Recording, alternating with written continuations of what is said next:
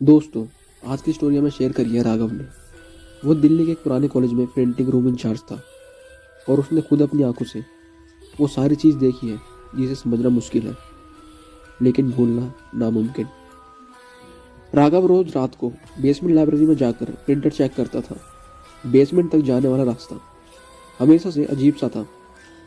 उसमें हवा एकदम शांत थी और नीचे उतरते वक्त एक अजीब सी बेचैनी होती थी। राघव ने हमें बताया, जब भी वो नीचे जाता था उसे कुछ अजीब सा लगता था। उसे लगता था कि कोई उसे देख रहा है। आज की पूरी स्टोरी हमें राघव ने शेयर करी है और काफ़ी डिटेल में बताई है।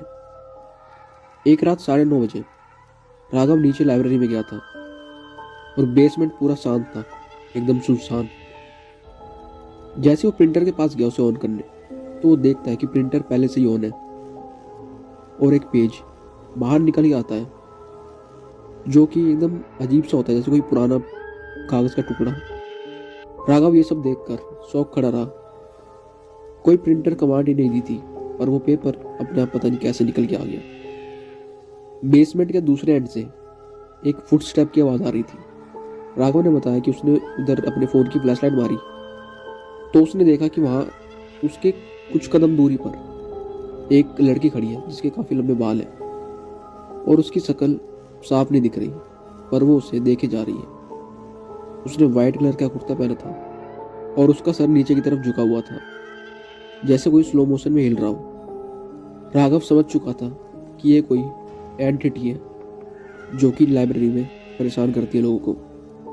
राघव काफ़ी डर रहा था पर वो कुछ ना इशारा देते हुए उस एंटिटी को सीधा लाइब्रेरी से निकल कर ऊपर वाले फ्लोर पर चला जाता है। अगले दिन राघव ने उस कॉलेज के गार्ड से पूछा तो उसने बताया 2013 में एक स्टूडेंट जिसका नाम आरोही था, वो रात को लाइब्रेरी में पढ़ रही थी पर अचानक से उसके ऊपर एक किताबों का रैक गिर जाता है जिसके कारण उसकी वहीं पर उसी जगह पर मौत हो जाती है।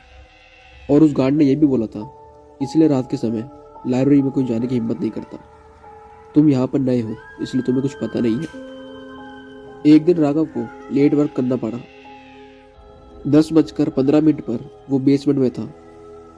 राघव जब वहाँ काम कर रहा था प्रिंटर में, तो उसे अचानक से पीछे से कोई आवाज़ आती है, जैसे कोई लड़की किसी कोने में बैठकर रो रही हो। राघव ये आवाज़ सुनकर वहाँ से निकलना चाहता है और जैसे राघव ऊपर जा रहा था, राघव के पीछे कोई चलने लगा।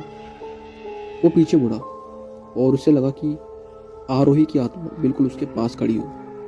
उसी वक्त राघव को लगा कि किसी ने उसका हाथ पकड़ा है। उसके हाथ पे एक ठंडक सी आ गई अचानक से। इसके बाद राघव ऊपर की तरफ भागता चला गया। वो सीढ़ी चढ़ते वक्त उसको कुछ फील हो रहा था कि जैसे कोई उसके बाल पकड़ रहा हो और उसके साथ भागने की कोशिश कर रहा हो।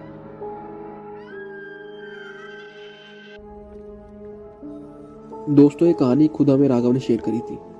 वो आज तक बेसमेंट में वापस नहीं गया पर कहते हैं आरोही की आत्मा लाइब्रेरी में अभी भी घूम रही है। बेसमेंट को इस इंसिडेंट के बाद से आज तक लॉक रखा है। उसमें कोई नहीं जाता। कुछ जरूरी काम होता है जब भी उसको खोला जाता है और वहां पर कोई भी आज तक अकेला नहीं जाता।